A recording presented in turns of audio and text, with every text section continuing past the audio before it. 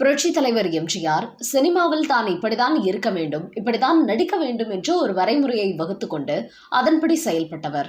அதனால்தான் தான் நடிக்கும் படங்களில் அவர் புகைப்பிடிக்க மாட்டார், மது அருந்த மாட்டார், பெண்களிடம் பம்பு இழுக்க மாட்டார், தாயை மதிப்பார். இது போன்ற குணாதிசயங்களால் அவருக்கு தாய்மார்கள் ஏராளமான பேர் ரசிகர்களாக மாறினார்கள். பெண்கள் மட்டுமல்ல, ஆண்களும் போட்டி போட்டுக்கொண்டு தங்களை எம்ஜிஆரின் பக்தர்களாகவே மாற்றிக்கொண்டார்கள். பின்னாளில் அவர் தேர்தலில் நின்றபோது மக்களின் இத்தகைய அன்புதான் அவருக்கு தொடர் வெற்றியை தேடி கொடுத்து அவரை சாகும் வரை முதல்வர் என்கிற சிம்மாசனத்திலேயே அமர வைத்திருந்தது. எப்போதுமே தனது ரசிகர்களிடமும் சரி, பின்னாளில் தொண்டர்களாக அவர்கள் மாறிய போதும் சரி, எம்ஜிஆர் எப்போதுமே அவர்களிடம் அன்பு காட்ட தவறியதே இல்லை. அவர் சினிமாவில் மட்டுமல்ல, நிஜத்திலும் வள்ளல்தான். அப்படிப்பட்ட எம்ஜிஆர் தன்னை தேடி வீட்டிற்கு வந்த ஒரு ரசிகரை மிரட்டிய நிகழ்வு ஒன்று பல பேருக்கு தெரிந்திருக்க வாய்ப்பில்லை. அது பற்றி தான் இந்த வீடியோவில் பார்க்க போகிறோம். எம்ஜிஆர் பொதுக்கூட்டங்களுக்கு செல்லும் போது அவரை பார்க்க கூட்டம் முண்டியடிக்கும். பல ஊர்களில் எம்ஜிஆரின் தொண்டன் என்பதை விட தீவிர பக்தன், வெறியன் என்று சொல்லும் அளவிற்கு சில பேர் இருப்பார்கள். அப்படி ஒரு முறை எம்ஜிஆர் ஒரு ஊருக்கு சென்றபோது அந்த ஊரில் பாண்டி என்கிற ஒரு எம்ஜிஆரின் பக்தன் இருந்தார். எம்ஜிஆரின் சினிமாக்களை பார்த்து பார்த்து எம்ஜிஆர் வெறியனாகவே மாறி எப்போதுமே எம்ஜிஆர் பற்றியே பேசிக் கொண்டிருப்பார். ஊருக்குள் அவரை எம்ஜிஆர் பாண்டி என்று சொன்னால்தான் அனைவருக்கும் தெரியும். அந்த அளவுக்கு எம்ஜிஆரின் தீவிர பக்தன். இப்படிப்பட்ட பாண்டியை பற்றி அந்த ஊருக்கு ஒரு விழாவிற்கு வந்த எம்ஜிஆரிடம் சிலர் சொன்னார்கள். இதனால் ஆச்சரியப்பட்டு போன எம்ஜிஆர் உடனடியாக பாண்டியை அழைத்து வாருங்கள் என கூறினார். சிலர் சென்று பாண்டியை எம்ஜிஆரிடம் அழைத்து வந்தனர். பாண்டிக்கு இதெல்லாம் நிஜம்தானா, கனவில்லையே என்று தன்னையே நம்பவே முடியவில்லை.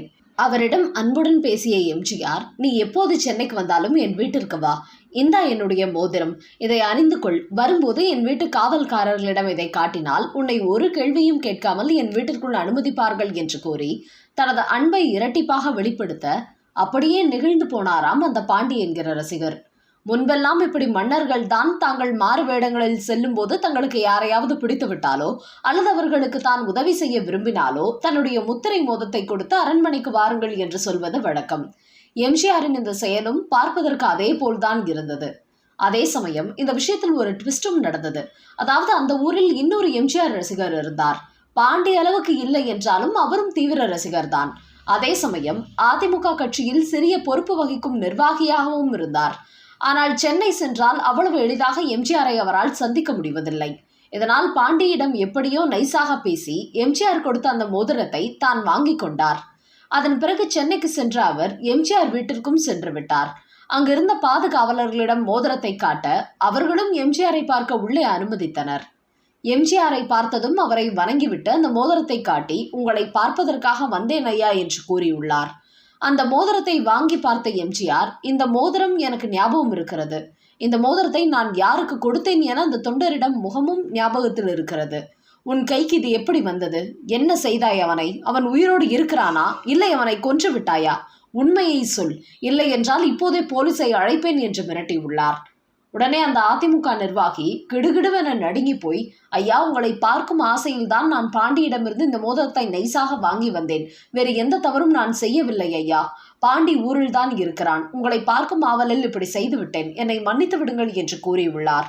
அதன் பிறகு எம்ஜிஆர் அவருக்கு அறிவுரை கூறி அவரை சமாதானப்படுத்தி அனுப்பி வைத்துள்ளார். அப்படி ஏதோ ஒரு சிறிய ஊரில் தான் பார்த்த ஒரு தொண்டரின் முகத்தை கூட பல நாட்கள் ஞாபகத்தில் வைத்திருக்கும் குணத்திற்கு சொந்தக்காரர் தான் எம்ஜிஆர். அதனால்தான் அவரை புரட்சி தலைவர், பொன்மன செம்மல் என்று மக்கள் போற்றி புகழ்கிறார்கள். இன்னொரு சம்பவம் சொன்னால் திகைத்து போவீர்கள். புரட்சி தலைவர் எம்ஜிஆரை பொறுத்தவரை தனது ரசிகனாக இருக்கட்டும் அல்லது தொண்டனாக இருக்கட்டும், அதையும் தாண்டி ஒரு சாதாரண பொதுஜனமாக இருக்கட்டும், அனைவருக்குமே சரியான மரியாதை கொடுத்து பழகக்கூடியவர். எல்லோருக்கும் எல்லாம் சரியாக சென்று சேர வேண்டும் என நினைக்கக்கூடியவர். ஒவ்வொரு தொண்டனுக்கும் அவரை எப்படியாவது நேரில் பார்த்துவிட மாட்டோமா என்கிற ஏக்கம் இருக்கவே செய்யும். எப்படி எம்ஜிஆர் நடிகராக இருந்தபோது அவரது ரசிகர்கள் கடிதம் எழுதி குவித்தார்களோ, அதே போல எம்ஜிஆர் முதல்வரான பிறகும் அவருக்கு கடிதங்கள் வருவது இன்னும் அதிகரித்தது. அதையெல்லாம் தனது உதவியாளர்கள் மூலமாக படிக்க செய்து தேவையான நபர்களுக்கு தேவையான உதவிகளை செய்ய எம்ஜிஆர் ஒரு குழுவையே நியமித்திருந்தார். அப்படி ஒரு நாள் அவர் முதல்வராக இருந்தபோது கோட்டைக்கு கிளம்பினார். அப்போது அன்றைய தினம் மலை போல குவிந்து கடந்த கடிதங்களை பார்த்த எம்ஜிஆர் போகிற போக்கில் அதிலிருந்து ஒரே ஒரு கடிதத்தை மட்டும் எடுத்துக்கொண்டு காரில் ஏறி கோட்டைக்கு கிளம்பினார். போகும் வழியில் அந்த கடிதத்தை பிரித்து பார்த்தபோது அது ஒரு திருமண நிகழ்வு குறித்து தெரியப்படுத்தும் கடிதமாக இருந்தது. ஆனால் அதை அனுப்பியது யார், எந்த இடம் என்கிற எந்த விவரமும் அதில் குறிப்பிடவில்லை. நிச்சயமாக எம்ஜிஆரின் தீவிர பக்தர் ஒருவர் தான் அந்த கடிதத்தை எழுதியிருக்கிறார். ஆனால் தன் மகளின் திருமணம் குறித்து எம்ஜிஆருக்கு தெரியப்படுத்த வேண்டும் என நினைத்தாரே தவிர அவரிடம் வேறு எந்த விதமான உதவியும் கேட்கவில்லை. எம்ஜிஆர் தனது மகள் திருமணத்திற்கு வர வேண்டும் என்கிற அழைப்பையும் கூட விடுக்கவில்லை. உடனே தனது மெய்காப்பாளர்களில் ஒருவரை அழைத்த எம்ஜிஆர் அந்த கடிதம் எழுதியவர் குறித்த தகவலை தேடி கண்டுபிடிக்குமாறு சொன்னார். அந்த தகவலுடன் வந்த மெய்காப்பாளர் வடபழனி ராம் தியேட்டர் அருகில் இருக்கும் ஒரு செருப்பு தைக்கும் தொழிலாளி என்றும், தான் பணிபுரியும் இடத்தில் தான் வைத்துள்ள தகர பெட்டியில் சாமி படங்கள் கூட எதையும் வைக்காமல் எம்ஜிஆரின் புகைப்படத்தை மட்டும் ஒட்டி வைத்து வழிபடும் அளவுக்கு எம்ஜிஆரின் தீவிர பக்தன் என்றும், அவரது மகளுக்கு தான் திருமணம் வைத்திருக்கிறார் என்றும் கூறினார். சரியாக திருமண நாளன்று 9 மணிக்கு திருமணம் என்றால் 8:45 மணிக்கு திருமணம் நடக்கும் இடத்தில் போலீசார் குவிந்தனர். திருமண வீட்டினர் பதறி போனார்கள். எதற்காக இத்தனை போலீசார் என்று ஒன்றும் தெரியாமல் அவர்கள் பதைபதைத்து நின்றபோது அங்கே காரில் வந்து இறங்கினார் புரட்சி தலைவர் எம்ஜிஆர். அவரை கண்டதும் அந்த பகுதியில் இருந்த அனைவருக்குமே ஏதோ தெய்வத்தை கண்டது போல இன்ப அதிர்ச்சி. அப்படியென்றால் அவரது தீவிர பக்தனான செருப்பு தைக்கும் தொழிலாளிக்கு எப்படி இருந்திருக்கும்? தான் காண்பது கனவா நினைவா என்கிற அதிர்ச்சியில் இருந்த அவரை தோள் மீது கை போட்டு உள்ளே அழைத்து சென்ற எம்ஜிஆர் அவரது மகளின் திருமணத்திற்கு தாலி எடுத்துக் கொடுத்து மணமக்களை ஆசிர்வதித்தார். மிகப்பெரிய தொகையை பரிசாக அளித்தார்.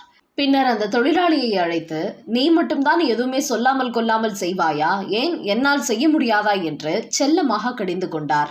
அது மட்டுமல்ல, அந்த திருமண நிகழ்விலேயே காலை உணவு அறிந்துவிட்டுதான் அங்கிருந்து கிளம்பி சென்றுள்ளார் எம்ஜிஆர். மதுரை வீரன் படத்தில் ஒரு செருப்பு தைக்கும் தொழிலாளியின் மகனாக நடித்த எம்ஜிஆர் தக்க சமயத்தில் அப்படி ஒரு தொழிலாளியின் நிஜ வாழ்க்கையிலேயே அவரை பெருமைப்படுத்தும் ஒரு நிகழ்வையும் செய்துவிட்டார்.